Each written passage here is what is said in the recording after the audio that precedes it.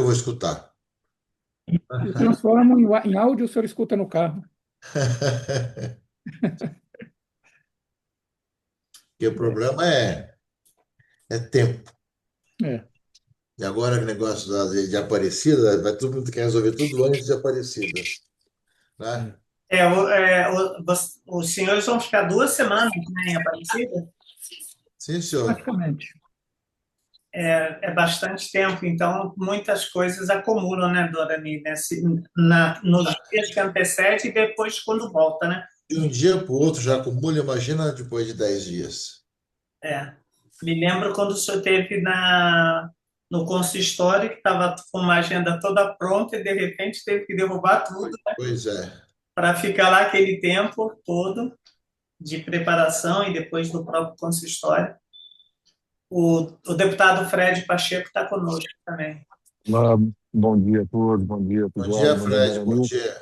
bom Bom dia, dia, Fred. do Capelão, bom dia, Tudo bem? tudo bem?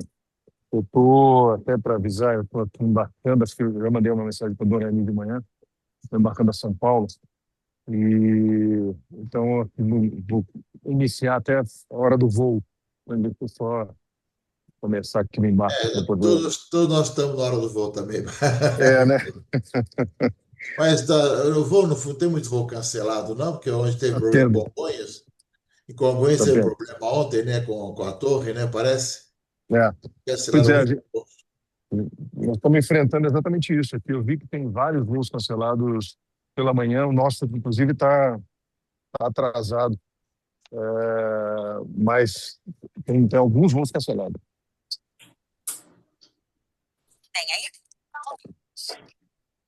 Deu Mas problema, também teve em Congonhas. problema ontem, acho que na torre, né? Isso, isso. Torre Mas de... parece que está restabelecido. Pelo que eu estou vendo, o pessoal está Mas embarcando aqui. até restabelecer tudo de novo, né? É, O problema está restabelecido, o problema é reorganizar o que estava precisando, né, deputado? é verdade. É verdade. Eu vou só entregar aqui. Dorani, o senhor quer então nos abençoar? Porque se o senhor precisar sair, o senhor já nos abençoou hoje. Deixa eu passar e fico fazendo de novo. Faltam 2 minutos. Iniciando aqui. Pode completar 9 horas em ponto, eu começo. Tá bem, tá bem. E começo e saio. E, dona Ani, assim, eu vi a preocupação, acho que o senhor até me mandou uma mensagem para conversássemos, eu imagino, talvez seja por esse momento que a gente está vivendo no Rio de Janeiro, né? Esse é o assunto de hoje, isso, né? Assunto de Né? agora. É. E nos preocupa muito, mas eu tenho algumas opiniões em relação a isso. Acho que a gente pode ter em breve um bom desfecho, apesar de todas as intempéries, entende? Porque, querendo ou não, há toda uma questão constitucional que precisa ser respeitada. A gente não pode continuar vivendo essa, esse momento de invasão de poderes, né? Porque ontem Então, teve Brandudino, teve um monte de... aquilo não pode ser decidido. Com toda a vênia que eu tenho aos ministros e respeito às posições, né? Não se pode ter uma fala tão incisiva sem que haja, de fato, investigações, né, nesse sentido, né? Então, me preocupa muito, confesso, me preocupa. Acho que a todos nós. A gente está dando boas-vindas também ao João Carlos, do gabinete do deputado Fred, e também entrou o padre Felipe. Bom dia, bom dia. Bom dia, Oi, Felipe. João, bom dia. Bom dia, deputado. Sua bênção, dona Ani. Bom dia para o João. Gerardo. Bom dia. Bom dia. Sua bênção, doutor Catelã. Deus abençoe. Como vai? Bom, 9 horas eu vou dar início, depois o Dom Catalã continua e me faz o resumo depois do que vai acontecer, né? Perfeito, perfeito. Em nome do Pai, do Filho e do Espírito Santo, vinde, Espírito Santo, enchei os corações dos dos nossos vossos fiéis fiéis, e acendei neles o fogo do vosso amor. enviai o vosso Espírito, e tudo será criado, renovareis a face da terra. Oremos. Deus que instruís os corações dos vossos fiéis com a luz do Espírito Santo, fazer que apreciemos retamente todas as coisas segundo o mesmo Espírito e gozemos sempre da sua consolação por Cristo nosso Senhor. Amém. Maria, Mãe da Igreja, rogai por nós. Muito bem, eu dou início então a esse nosso encontro da Pastoral dos Católicos na Política, aqui da Arquidiocese do Rio de Janeiro, nessa oitava de Páscoa, tempo da Páscoa. Agradecer a Deus, né, por esse momento que nós vivemos enquanto tempo litúrgico, também rezando pela paz no mundo, bastante cheio de complicações. O Papa pediu que nós rezássemos de modo muito especial por essa paz e, né, pela paz da nossa cidade também. E eu sei que o tema de hoje é muito importante, muito interessante, né, que é sobre o status atual do nosso Estado e as várias questões, vários problemas que aqui existem, né? Portanto, desejo uma reunião cheia da ação do Espírito Santo a todos e que aquilo que fomos refletindo e pensando possa nos ajudar a ver cada vez melhor também esse tempo que nós agora estamos, né? Bom encontro a todos nós. Obrigado, mãe. Muito obrigado, Eminência. E agora eu passo a palavra, então, a Dom Artelan, que vai conduzir conosco essa reunião de hoje. E ele vai também fazer, nesse início agora, uma reflexão justamente sobre isso que o Dorani falou. Estamos vivendo o tempo pascal, estamos na oitava de Páscoa, um momento da espiritualidade da Igreja muito forte. E passamos, então, a Dom Catelan. Obrigado, Pudiali. Dona Ani, muito obrigado. Apesar da agenda cheinha, aceitou atrasar um pouquinho o compromisso seguinte para estar conosco. Amém. Aqui o convite que era 8h30 chegou agora. Ótimo. Tá, Bem, muito bem. Bom encontro. obrigado. Obrigado, Dani. Obrigado, Pudiali, por ter organizado esse encontro. Quem sabe agora a gente vai pegar de novo o embalo e vamos voltar aos nossos encontros mensais. Nós temos a presença também do Padre Felipe Lima, que é do clero do Rio de Janeiro, nesse momento cedido pela Arquidiocese a Brasília, a CNBB, morando, está residindo em Brasília, participando conosco. Já tinha, antes mesmo dessa nomeação da CNBB para Brasília, para Ecônomo, já tinha se disposto a caminhar também conosco, né, nessa pastoral dos católicos na política. Fred acabou de cair. Ah, não, está aqui, está no avião, está no voo, está nos acompanhando. Bem, eu gostaria de dizer assim, duas palavras muito breves. Uma sobre esse tempo pascal que estamos vivendo e outra dando um pouquinho o tom do nosso encontro. O tempo pascal, ele não é um tempo de uma iluminação que elimina desafios. No Evangelho de São Marcos, nos evangelhos todos, mas sobretudo no de São Marcos, é muito clara a insistência da volta para a Galileia. Lá me vereis. A Galileia é o lugar do primeiro encontro, do conhecimento de Jesus, das raízes da nossa fé, aquela experiência que a gente chama de querigmática, essa experiência de relação pessoal com Jesus, que ele está para nós e que nós podemos entrar em relação com ele. Galileia é o lugar do primeiro encontro. Galileia é também o lugar do cotidiano, do dia a dia, das coisas, da pesca, da coletoria de impostos, onde as pessoas vivem, onde Jesus foi ao encontro das pessoas, onde estão. Então, é o lugar de valorizar a nossa ação. Nesse caso aqui, a ação política formal. Terceira característica da Galileia é lugar de encontro de pessoas, passavam rotas comerciais, não é lugar de fechamento no cotidiano, é cotidiano vivido com abertura, com encontros interpessoais. Então, essas três características me parece que se aplicam muito bem a essa nossa pastoral de católicos na política. A raiz de tudo é o encontro pessoal com Jesus Cristo, é nossa experiência de fé, nosso desejo de colaborar com a obra que é dele. É viver o nosso dia a dia, viver a nossa profissão, viver o que é a nossa tarefa, assim, iluminados pela luz da ressurreição, mas lidando com o que é sofrimento, treva, cotidianidade, coisa simples, não buscando só o extraordinário. E, por fim, a disponibilidade ao encontro com as diferenças, não deixar que as diferenças se polarizem, que as diferenças virem inimizade, que virem divisão, mas saber valorizar, porque nas interpretações diferentes, os fatos se iluminam melhor.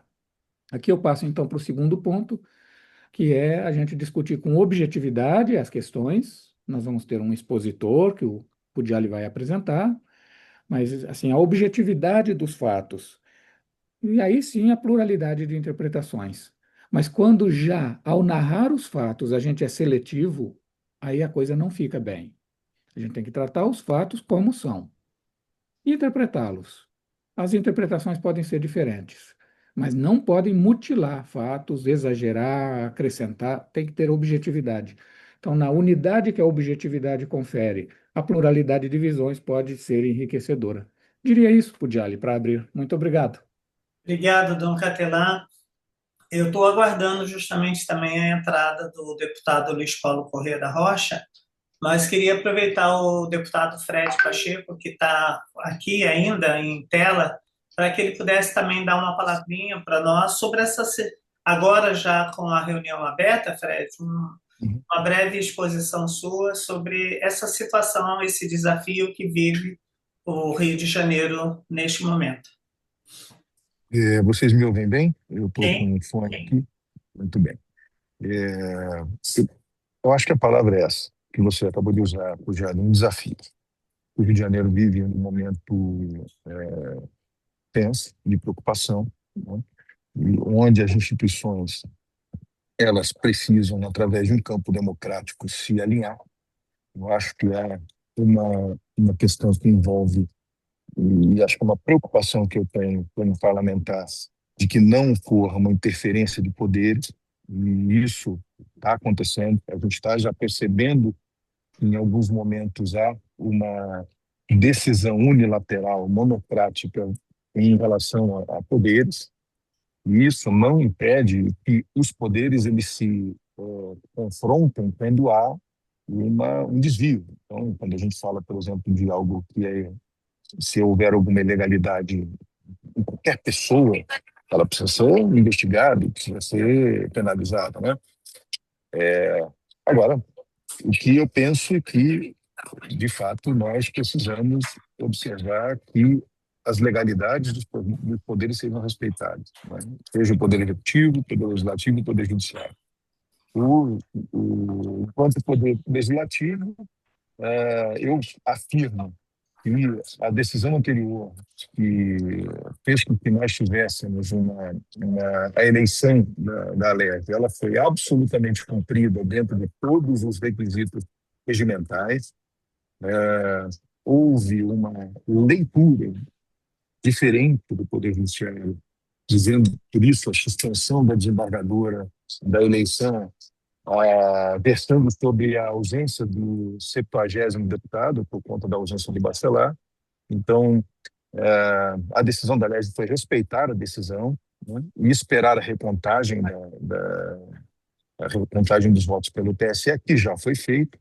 Agora há de se cumprir um prazo de contestação até o dia 14, e então se pode fazer a eleição da presidência da Alerj. E, veja, cumprindo-se todos os requisitos, nós passaríamos a ter uma linha sucessória imediata a partir da eleição do presidente da Alerj. Resta saber se esta linha constitucional será respeitada, e é o que nós esperamos, que isso aconteça, para que se possa dar sequência e dar seguimento a toda esse caminho. Nós não podemos ter, em hipótese nenhuma, qualquer decisão que supere e que seja superior a um dado absolutamente legal e constitucional. E é isso que a gente espera, que as instituições elas sejam respeitadas, elas sejam conduzidas a partir dos seus regimentos, a partir da sua própria determinação. Então, agora, claro que há em curso uma decisão, um julgamento em relação ao modo operandi, se vai ser direto ou indireto. Há teses defendidas, o que nós entendemos também, isso nosso campo entende, é que houve, de fato, uma renúncia do governador Cláudio Castro anterior a um julgamento de poderia haver ou não uma inelegibilidade, uma cassação. Ele renuncia antecipadamente porque já tinha uma decisão própria de ser candidato ao Senado, pré-candidato ao Senado. Portanto, o objeto legal ele se esvai naquele processo. Então, o que nós temos hoje é uma dupla vacância do governador e do vice, uma questão muito peculiar em relação ao presidente da Leste, que também, para isso, há um remédio legal, que é a eleição da presidência, que vai acontecer em seu tempo oportuno, e que nós esperamos, a partir dessa presidência, a partir dessa eleição, que a linha sucessória se defina, né? E que possa se correr todo o trâmite a partir dessa decisão, o que, segundo a Constituição, permite que o então presidente convoque uma eleição indireta. E este é o modelo constitucional definido, porque de 6 meses até 6 meses, havendo renúncia do governador, e aí a dupla vacância, nesse caso, vice por conta da ida ao Tribunal de Contas, a eleição seria indireta. Isso não é da minha cabeça, isso é um dado regimental, constitucional, absolutamente definido em lei. Então, a gente espera que isso seja respeitado e que apenas seja feita uma leitura prática, objetiva, legal de todos os remédios constitucionais que são definidos. Então, é assim que a gente espera. Obrigada, deputado Fred Pacheco. Eu queria também agora ouvir o deputado Márcio Galberto, que está conosco. Seja bem-vindo, deputado. Deputado Márcio Galberto, está nos ouvindo? Acho que está mutado. Ele está sem som. Ele colocou. Não sei se ele está no carro ou alguma coisa.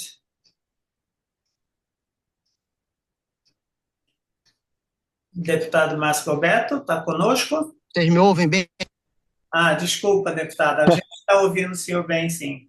Não, tive um problema técnico aqui, mas já foi plenamente resolvido. Gostaria de dar meu bom dia para o Dom Catelã, Padre Felipe, Fred, para você, Pugial, e para os demais membros aqui presentes dessa reunião.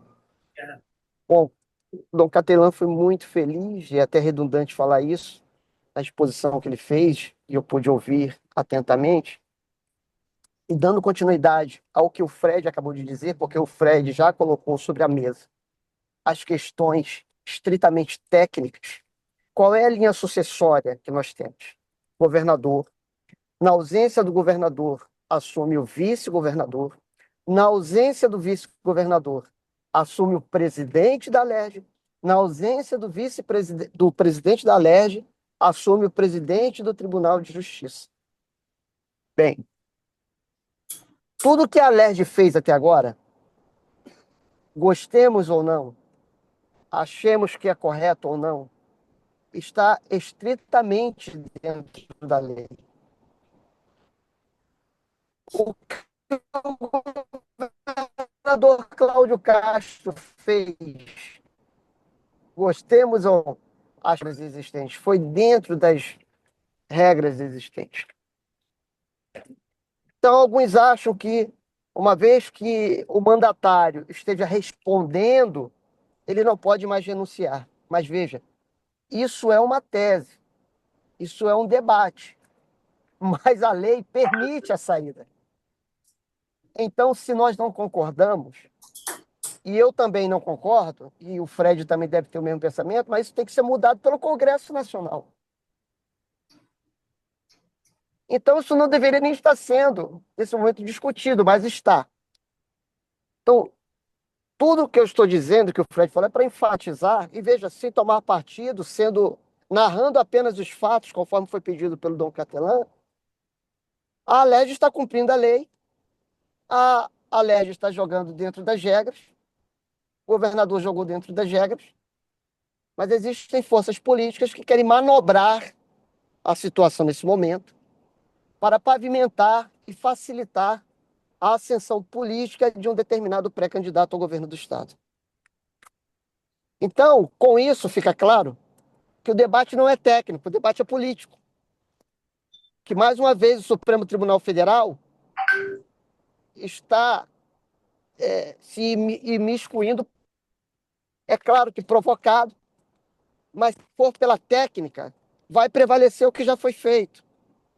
Tanto é verdade que está 4-1. No primeiro momento, alguns ministros disseram, não, a eleição tem que ser direta, enfim. E agora, eles já viram que não, que eles quebrariam as regras, né?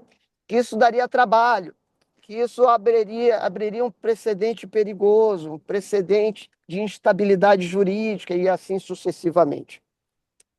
Então, nós já temos 4-1 pela eleição indireta. Os ministros estão inventando alguma coisa, nós estamos cumprindo a Constituição, o que as leis determinam. A mesma coisa, diga-se de passagem, quanto à presidência da Alerj e o restabelecimento da linha sucessória. Não era mais para o presidente do TJ estar como governador nesse momento, porque a Alerj já elegeu o presidente com 46 ou 47 votos, que foi o Douglas, deputado estadual Douglas Ruas. Mas aí, qual foi a argumentação utilizada? A Alerj não poderia ter tido uma eleição para presidente porque faltava um deputado, uma vez que o Bacelar tinha sido cassado. Meus irmãos, quando eu entrei em 2019, 5 deputados haviam sido presos e houve eleição para presidente da Alerj com menos 5 deputados. É um ponto. Então já tinha precedente. Outra questão importante, o deputado que substituiria naquele momento o Bacelar, que era o suplente, já estava na Alerj e votou no Douglas Ruas. Segundo ponto importante. Então, como a gente O pode próprio, perceber, Márcio, o próprio STF votou no Fachin com 10, não com 11. Né? justamente, então O assim, próprio STF. o próprio STF.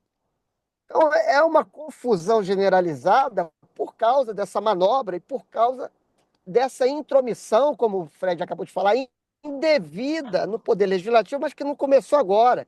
Isso tem se acentuado de 2019 para cá. O Poder Judiciário gostou de se intrometer no Poder Legislativo e no Poder Executivo, com as desculpas mais esfarrapadas possíveis. Então, a questão deixa de ser técnica e passa a ser política, sabe? E por causa disso, o Estado está praticamente parado. Praticamente parado. Ninguém faz nada e com isso a sociedade sofre. Então isso precisa acabar urgentemente, essas tentativas de manobra precisam acabar.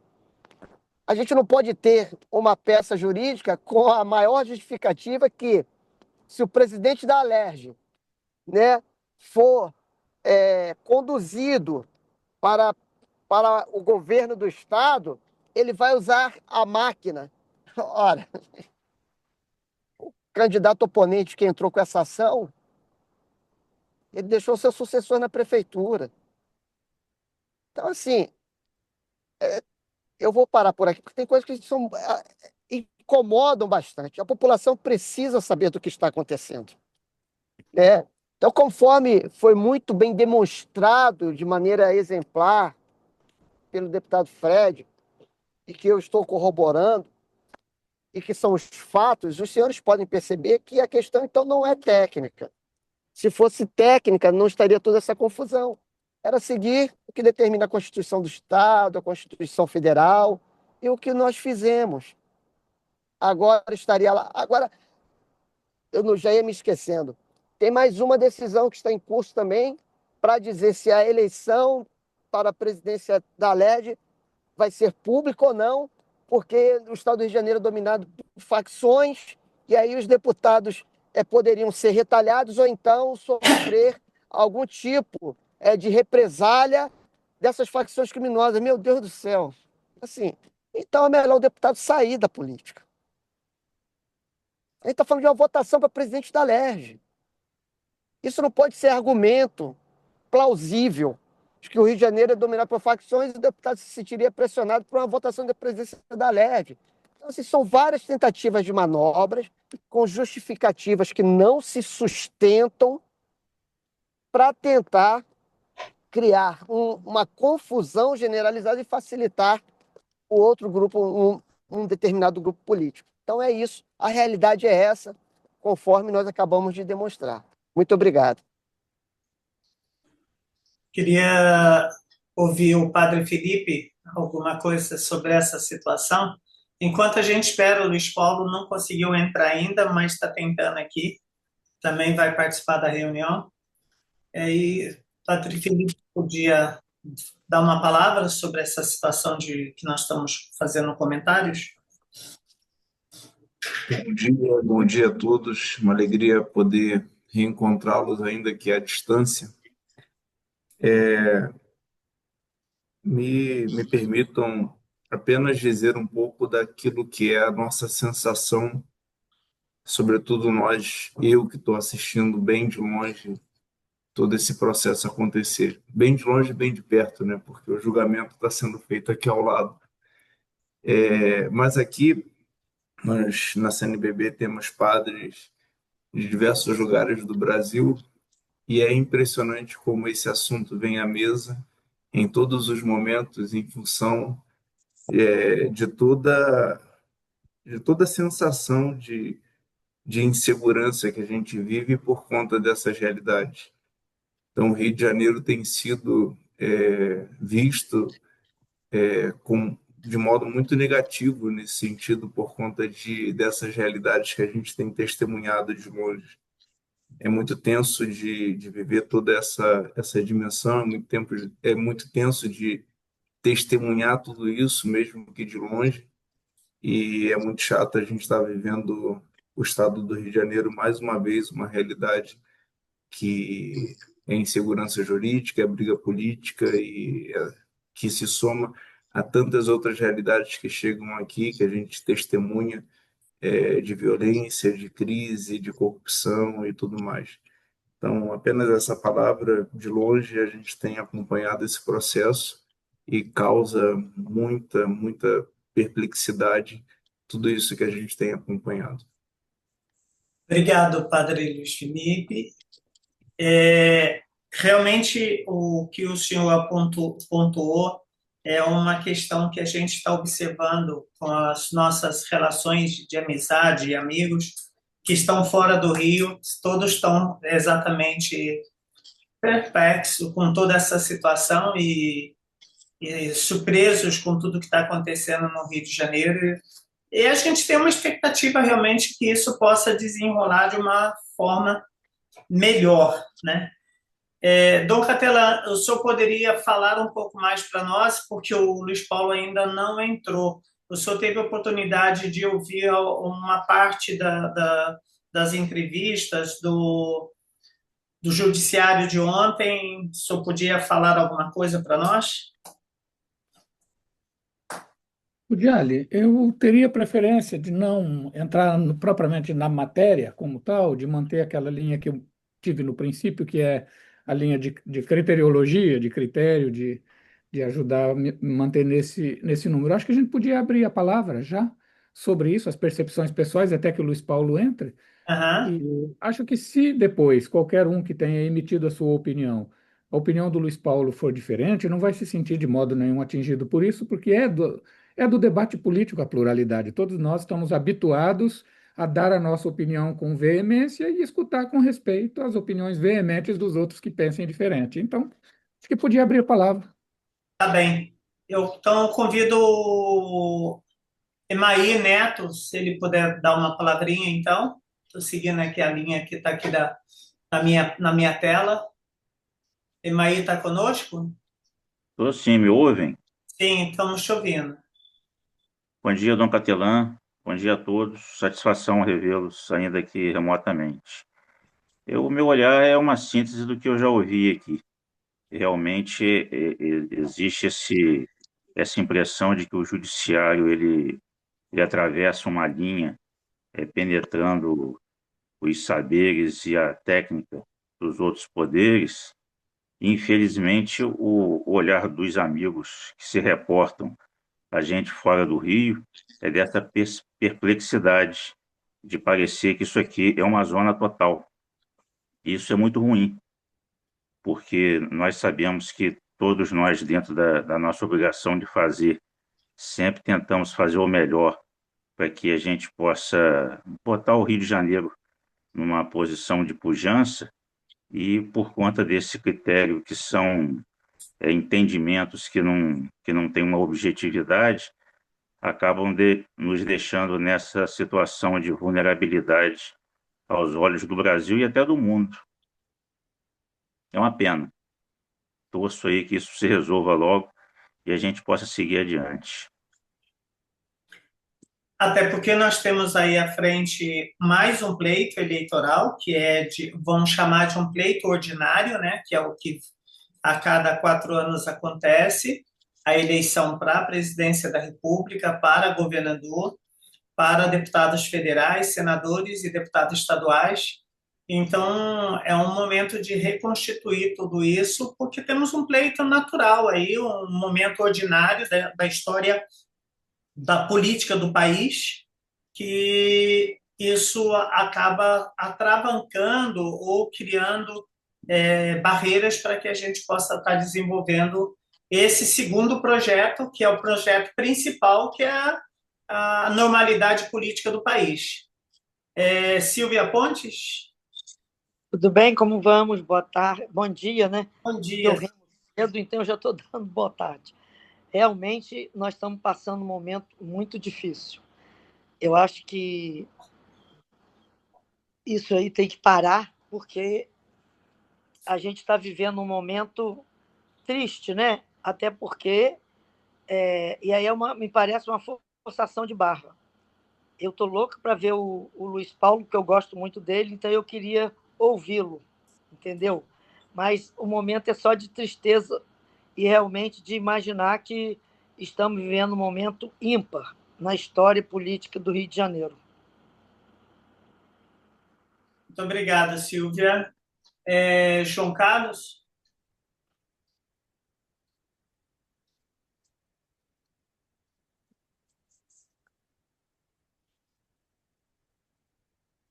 João Carlos está conosco? Ele está mudo.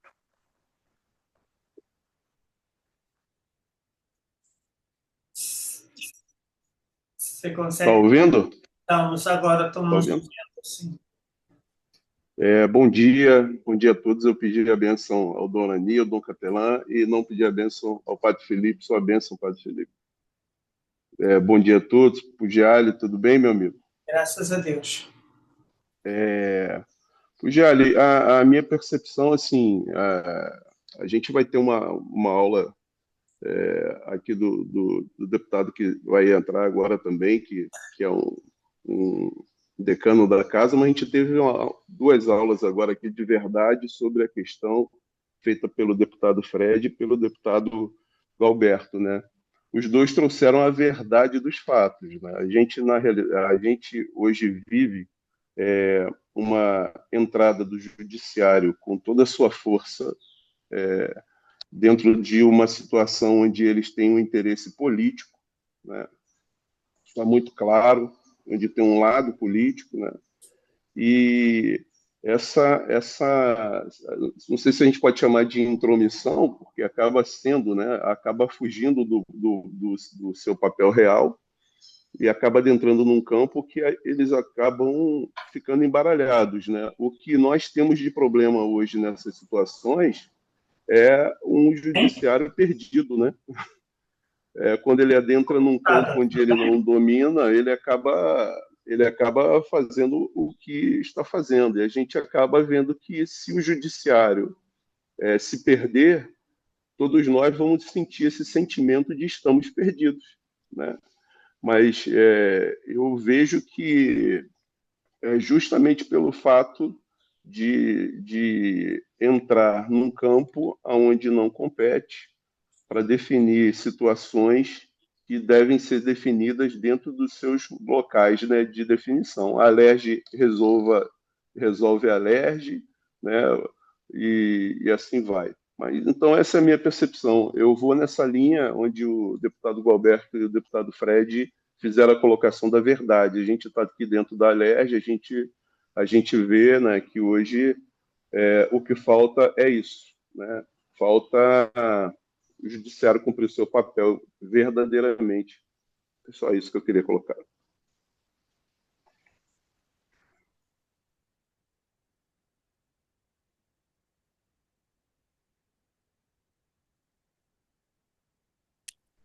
O Jean permitiria uma parte rápida?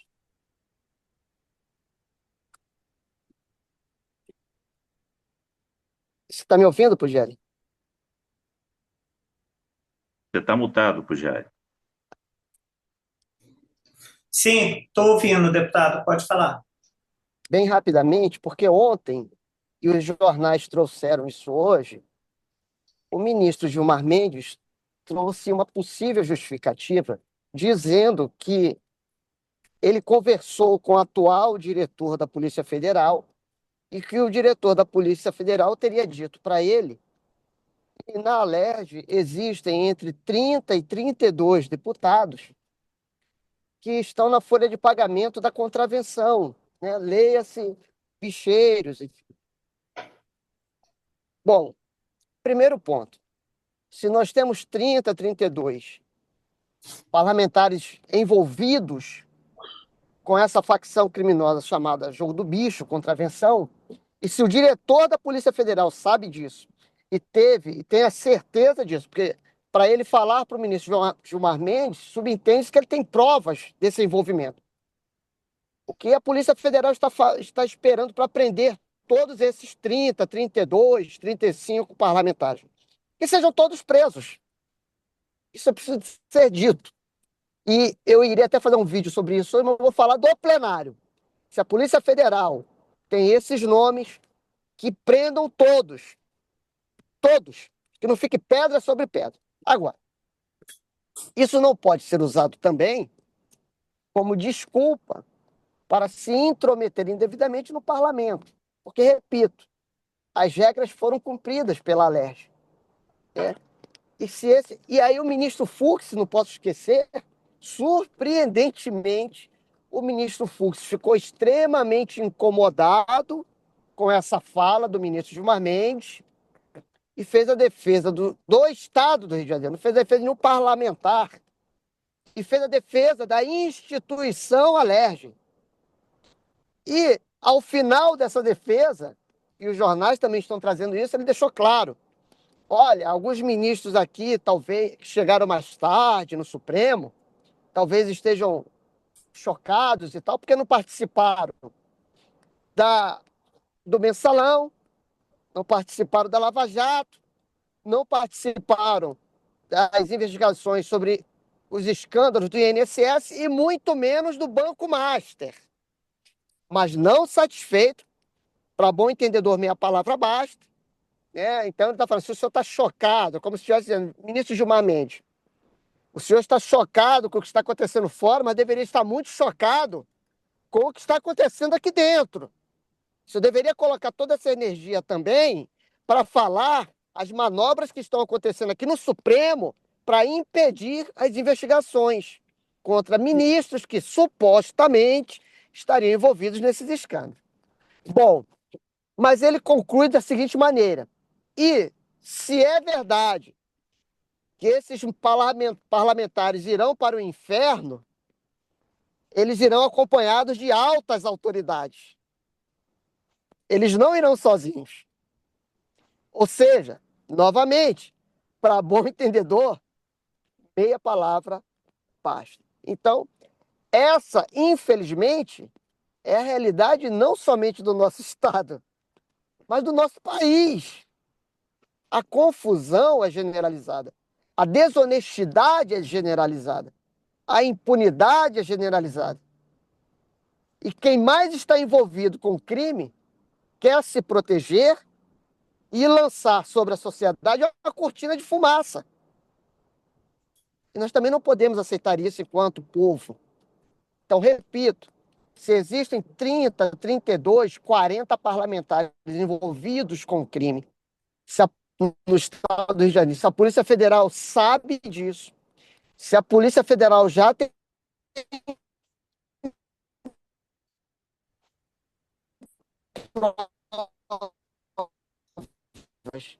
que eles sejam presos por causa de investigações que não são concluídas ou sejam feitas de maneira imperfeita. O Estado está parado hoje. E é isso que nós não aguentamos. As regras estão sendo quebradas por aqueles que deveriam protegê-la, sabe? Você não pode mudar as regras com o jogo acontecendo. Você não pode atropelar o Congresso Nacional. Enfim. Então, agora dou-me por satisfeito, Pugiari, porque eu tinha esquecido desse detalhe. E é algo que os jornais trouxeram hoje, está dando uma repercussão enorme essa fala de Gilmar Mendes e uma repercussão maior ainda a contra-argumentação do ministro Fux, porque o ministro Fux voltou o seu canhão para dentro do Supremo e dizendo, vamos acabar com a hipocrisia, vamos investigar a Alerj, prender que tem sido preso, mas permitir que a investigação aconteça aqui dentro também, porque é isso que o povo quer. Essa imparcialidade. Como diz muito bem a sabedoria popular, pau que dá em Chico, deve dar em Francisco também. Muito obrigado. Obrigado, deputado. Eu acho que, Luiz Paulo, você já está conosco? Sim. Sim, Luiz Paulo. Deputado Luiz Paulo Corrêa da Rocha já entrou, está conosco. O senhor está sem imagem, mas não há problema, a gente ouve o senhor bem. Nós estamos debatendo e conversando dentro de uma pluralidade de opiniões, deputado, sobre a situação e os desafios que enfrentam o Rio de Janeiro diante desse quadro dessas votações que estão acontecendo no tribunal, das votações que estão acontecendo na Alerj sobre a situação do governo do estado do Rio de Janeiro e também dos posicionamentos que a gente está ouvindo e está observando aí. O deputado Márcio Galberto acaba de falar, ressaltando justamente a fala do ministro Fux, que, ao meu ver, foi um carioca nato ao defender o Rio de Janeiro como um carioca dentro das linhas do campo, né, dentro de todos os pontos, a partir de falas de outros ministros que se posicionaram que o Rio de Janeiro vamos chamar, entre aspas, um celeiro de bandidos. Então, nesse sentido todo, dentro de todo esse contexto que nós conversamos já, nós queríamos ouvir também a opinião do senhor e uma análise, né? O senhor é o decano da casa, né, da Alerj. Queríamos ouvir do senhor uma análise dessa situação atual, justamente respeitando essa pluralidade de opiniões que nós temos de diversos partidos e diversos entendimentos, como foi já explicado por Dom Catelan no início, que aqui nós temos a possibilidade de ouvir e ter o entendimento e ter a diversidade das opiniões e cada um respeitando o outro, como verdadeiramente somos cristãos. Passo a palavra, então, ao deputado Luiz Paulo Corrêa da Rocha. Bom dia a todos e todas que nos acompanham. Bom dia, Luiz Carlos. Pedindo desculpas, porque eu apanhei muito do meu Zoom e não consegui entrar de jeito nenhum. De 15 para as 9 a quase até 9h30. Ouvi uma boa parte do deputado Márcio Galberto quanto à análise do julgamento no Supremo de ontem. E, apesar de ter divergências muito grandes com o deputado Márcio Galberto, eu concordo em quase tudo que ele falou. Mas eu quero dar início de como se inicia essa crise. Ainda em 2024, foi combinado entre o presidente da Alerj, o governador eleito, Cláudio Castro, estou falando em 24, que ambos trabalhariam para que o vice-governador renunciasse o mandato e fosse ocupar uma vaga no Tribunal de Contas do Estado. E isso ocorreu, porque a ideia, naquela época, em 24, era o governador Cláudio Castro renunciar em janeiro e o Rodrigo Bacelar assumir. Isso corria em todos os corredores da Alerj. Bom, ocorre que o vice-governador renunciou e foi eleito para o Tribunal de Contas. Com o passar do tempo, houve uma ruptura do então governador Cláudio Castro com o presidente da Alerj. Uma ruptura fortíssima. E aí, evidentemente, o governador Cláudio Castro não renunciou em janeiro. Olha, e a crise continuou. Então, primeiro, mostrar claramente que a crise que a gente vive hoje deriva da relação do Cláudio Castro com o Bacelar, da relação anteriormente muito próxima e depois da ruptura. Aquela época, em 2024, eu percebendo que ia ter uma eleição indireta, estou falando em 24, em junho de 24, eu apresentei um projeto de lei complementar, como determina a Constituição do Estado, apresentando um projeto de lei complementar que regulamentava as eleições indiretas. Bom, feito isso, o projeto de lei complementar ficou parado lá na Assembleia o ano todo de 24 e o início de 25. E, ao mesmo tempo, havia o escândalo da CEPERJ com a UERJ, que foi das eleições de 22, que já havia sido julgado aqui pelo Tribunal Regional Eleitoral, e eles tinham sido absolvidos, o Cláudio Castro e o Bacelar, por 4-3. O Ministério Público recorreu ao TSE e ficou parado no TSE um longo tempo. E o governador Cláudio Castro continuou no seu mandato. A relatora do caso no TSE pediu a cassação tanto do Cláudio quanto do Bacelar. Mas houve um pedido de vista que perdurou por mais de 30 dias, até que foi marcado um novo julgamento.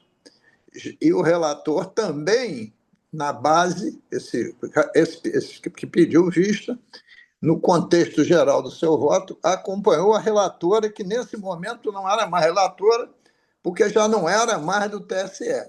Então já tinha 2 votos definidos pelas perdas do mandato, pela inelegibilidade e pela eleição direta. Até que na retomada, quando a gente achou que ia julgar, um outro ministro pediu vista. Demorou não muito tempo, uma semana, 10 dias, e se marcou um novo julgamento. E o julgamento, na véspera do julgamento, o Cláudio Castro renunciou. Depois vou entrar na questão da renúncia. Renunciou, à véspera. E aí, no julgamento, ele foi punido com a inelegibilidade por 8 anos, e o deputado Bacelar com a inelegibilidade por 8 anos e a perda do mandato. O Bacelar não tinha renunciado, ele estava licenciado do cargo de presidente. E, com isso, decidiu a questão por 5 votos a 2. Inelegibilidade. Mas não tinha ficado claro se a eleição era direta ou indireta. Aí saiu a ata da reunião, dizendo que a eleição ia ser direta, respaldada no artigo 224 do Código Eleitoral, parágrafo 4º, incisos 1 e 2. Está lá claro. Se, por motivos políticos e decisão do TSE, alguém perde o mandato, a eleição majoritária, se essa perda no mandato não for nos últimos 6 meses de governo, a eleição é indireta. Se for nos últimos 6 meses, é direta. Como era mês de março, eleição direta. E assim saiu a primeira ata.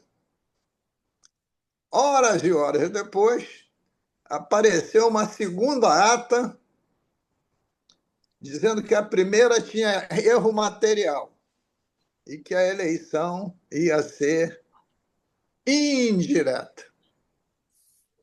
Ora, com essa duplicidade de atas, claro que a segunda se sobrepõe à primeira, houve o pedido ao Supremo de analisar essa questão. É importante chegar até aí para mostrar que um processo de abuso de poder político e econômico de 22 só foi julgado no TSE, em fase final, em março de 26, 3 anos e meio depois. Então, tem primeiro essa questão da lentidão. E ontem teve mais uma fase do julgamento que ainda não acabou.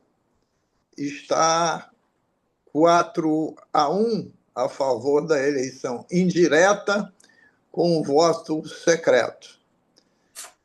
Mas eu acredito que acontecerá mais 3 votos pela direta. E aí vai ficar 4-4. E aí a decisão caberá aos ministros Toffoli e ao ministro Fachin, que ainda não indicaram, né, como vão ser os seus votos.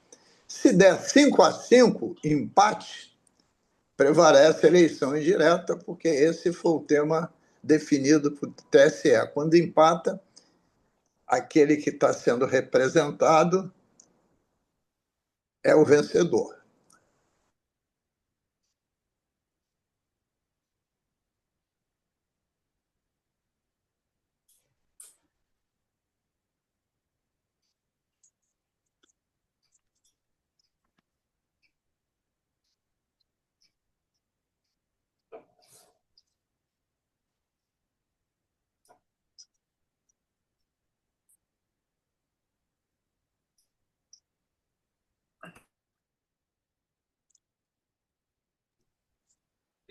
Jali, não sei se é só para mim, mas cessou o áudio do professor Luiz Paulo.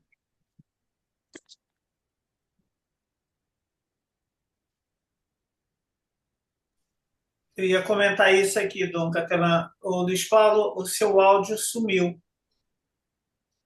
Aliás, o senhor sumiu. Ele acho que caiu. O Luiz Paulo acho que caiu o áudio dele. Na verdade, ele caiu também a conexão do Luiz Paulo Corrêa da Rocha caiu. Vamos ver se ele retorna. De qualquer maneira, o entendimento do deputado Luiz Paulo Corrêa da Rocha, na colocação dele, é um histórico bem pontuado em relação à questão da lentidão do julgamento dos processos, que, pelo que a gente entende, esses processos vêm sendo tratados já a nível federal já desde mais tempo do que atualmente a gente está se debruçando sobre a situação atual de hoje. Vamos ver se ele entra para concluir. Ainda não. Deixa eu saber como está.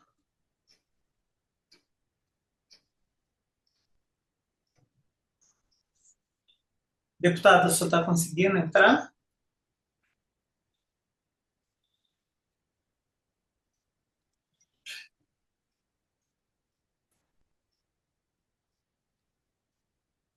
Bem complicado.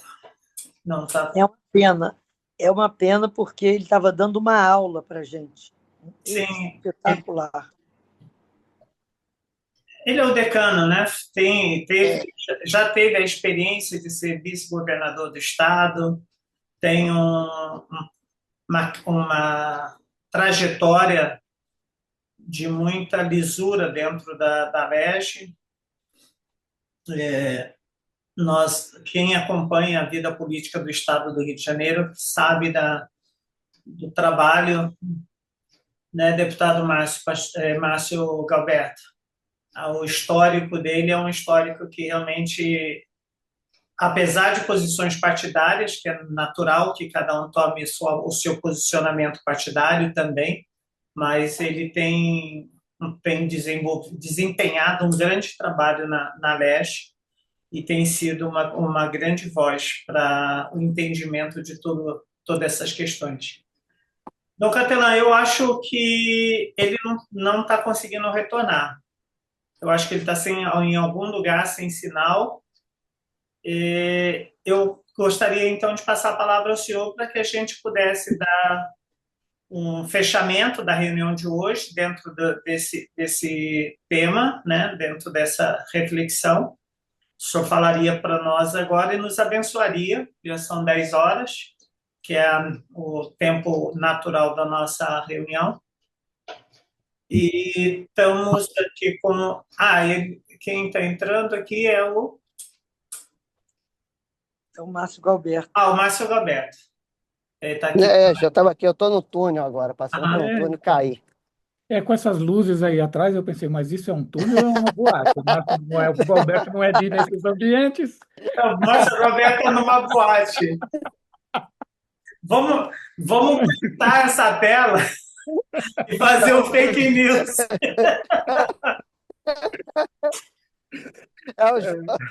Eu tive que ligar o giro aqui para poder chegar no compromisso, né? Até porque é até bom aproveitar esse momento, por causa dos tiros que eu já tomei com o veículo, a minha placa é reservada e foi aconselhado, então, que eu transformasse meu carro numa viatura, né, para tentar inibir e fugir com maior segurança e rapidez, né, de uma possível nova tentativa de homicídio. Então, só para constar. Então, isso... Não é uma boate, né, deputado? Aqui atrás é o giroscópio, para não ficar... Tá certo. Mas está certo. Eu gostaria de agradecer, antes do Dom Catelã passar, a análise do professor Luiz Paulo, né, com quem eu tenho um relacionamento de muito respeito, mesmo quando divergimos, né, eu falo para ele que a gente não discute, a gente só tem posicionamentos contrários, né? Mas se a gente percebeu, toda a introdução que ele fez é uma análise política. Briga do Cláudio Castro com Bacelar, é isso.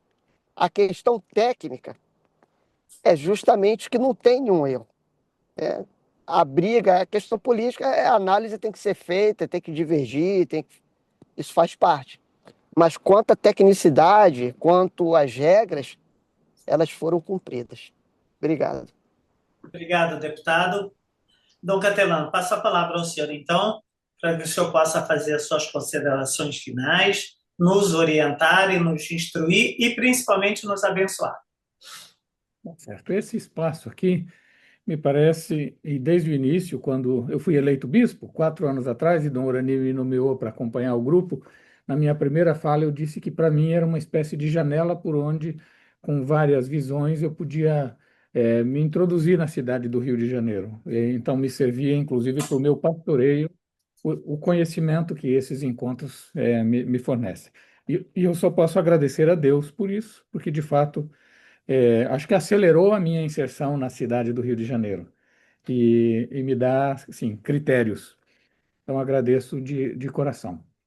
Aqui a gente tem uma espécie de um mini fórum que nos apresenta a situação ideal do que é chamado a ser o espaço público do debate político, onde, com todo respeito, na pluralidade de opiniões, nós buscamos o conhecimento objetivo dos fatos e, sobretudo, o bem da nossa cidade, o bem comum da nossa cidade, que é a missão do católico na política, propriamente. Então, quero agradecer a presença, a participação de vocês todos, do esforço que fazem. Olha aí, o Márcio se deslocando, o Fred dentro de avião, e assim, a prioridade que vocês têm dado, todos os que aqui estão, é fundamental.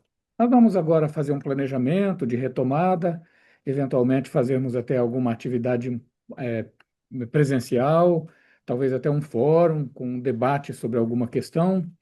Eu tinha planejado, inclusive, do ano passado para esse, um fórum com o Procurador-Geral da República. Mas depois, como as coisas esquentaram muito e a participação dele tem sido assim bastante destacada, para usar o termo mais neutro possível, se é que me compreendem, então eu não insisti muito nessa ideia. Talvez a gente deixe um pouco para frente, mas, enfim, nós vamos pensar em alguma coisa para nos encontrarmos também presencialmente, marcado com bastante antecedência, de tal modo que a gente tenha a alegria de dar o aperto de mão também.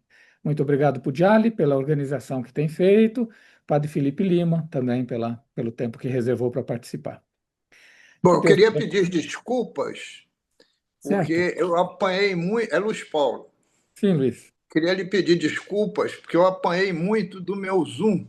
Estou desde 15 para as 9 tentando, mas o telefone é novo. Só agora que o Luiz Carlos me deu um apoio, eu consegui entrar, mas me perdoe, até porque a minha fala foi cortada ao meio. Tá, a gente agradece até onde foi possível chegar, nos ajudou muito e foi realmente muito interessante o modo como o senhor apresentou, contextualizou e depois, possivelmente, quando o senhor ia entrar nas questões mais técnicas, foi que caiu, não é? Isso. Quem sabe a gente ainda marque um outro encontro sobre esse mesmo tema, à luz dos desenvolvimentos que teremos. Acho que o tema é suficientemente importante para justificar um segundo encontro sobre o mesmo, e aí nós teremos a oportunidade de lhe ouvir novamente. Obrigado. Obrigado, nós lhe agradecemos de coração. Tá. O Senhor esteja convosco, Ele está no meio Cheio de nós. que a luz do Jesus ressuscitado, que ilumina os corações e as mentes, e a tudo faz convergir para o bem, para a vontade de Deus, que essa luz esteja presente na vida e na atuação de cada um de vocês. E a bênção de Deus Todo-Poderoso, Pai e Filho e Espírito Santo, desça sobre vós e permaneça para sempre. Amém. Até uma próxima. Muito obrigado. Só confirmando, as nossas reuniões permanecem, então, às segundas, sextas-feiras. A próxima é 8 de maio. Perfeito. Obrigado, Pudiali. Obrigado a todos pela participação e esperamos na próxima reunião. Muito obrigado, Dom Catelan, pela sua colocação e tenhamos um bom final de semana e um belo domingo da misericórdia. Amém.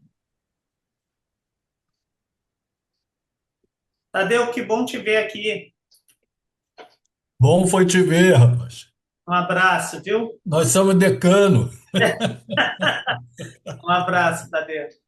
Tchau. Tchau.